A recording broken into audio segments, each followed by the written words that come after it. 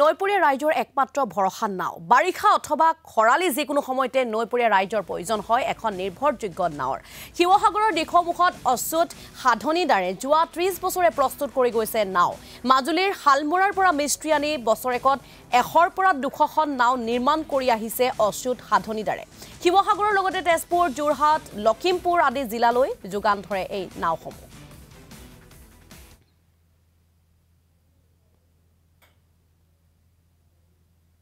মই 30 বছৰ ধৰি এই কামটো কৰি আহিছো আগতে প্ৰথম অৱস্থাত নাও বেছি কৰা নাছিলো 10-12খন বনাইছিলো কিন্তু যেতিয়া গ্ৰাহক বেছি আহিলে এতিয়া মই 100-120খন লৈকে নাও বনাইছো আৰু তেওঁ মই যোৱাব পৰা নাই আৰু 5জন-6জন মিস্ত্ৰী মোৰ লাগি থাকে আৰু অকল এজাৰ কাঠ বনাও আমাৰ ইয়াৰ এজাৰ কাঠটো ভাল লাষ্টিং কৰে কোনো এখন নাও বনাওতে 15-20 বছৰ মানে মানুহজনে ভাল কৰিব নালাগে আৰু হেৰি কৰিব নালাগে বেয়া নহয়